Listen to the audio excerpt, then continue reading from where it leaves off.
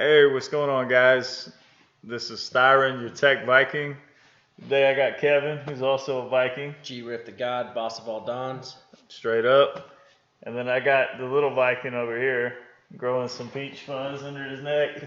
So today, as you guys can see my screen. I got the task manager up, and I wanted to talk about when you accidentally install an application that might be malicious or a Trojan or give some kind of backdoor to your computer where people can remotely control your computer or steal your files or mess around with your identification.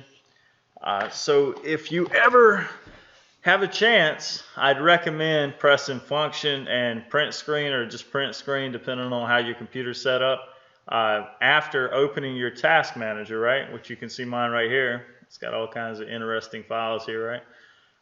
After you do that, right when you install Windows, you should go up there and do that so you can see what your normal programs that are running are, right? So if you go to any program here, like I use a VPN sometimes called CyberGhost, you can go to Properties, and once you go to Properties, you'll see the date that it was created, right? You'll see the last date that it was modified and the last date it was accessed. So obviously, if I saw today is March the 15th, right? Yeah. Yeah, so if I saw an application that was created recently, March 15th, and I didn't install anything new, right, I would definitely be weary of that program a little bit. You can also click on this option here that says Search Online, and it'll search, and I'll give you an example right now.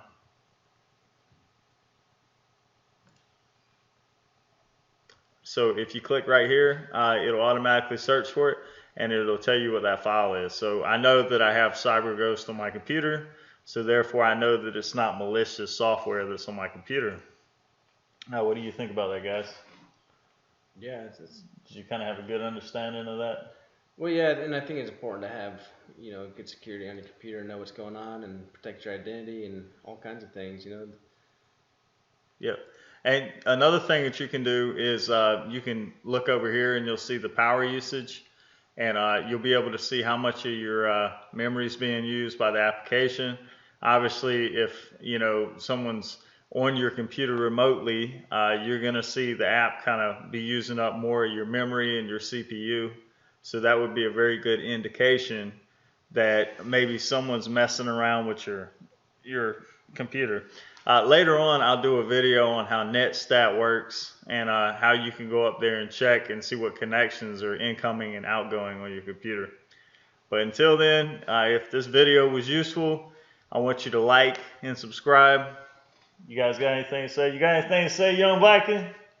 No. I got nothing. Hey, where are you? Didn't you say last time you were the goblin from upstairs? Didn't you say that?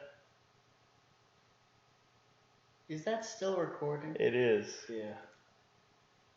Hey, let us know what you want to know next, what you want to learn. If there's anything you're having trouble with, Yeah. we'll figure it out for you. Yeah, just comment down below and we will solve that issue for you. Until next time, we're out.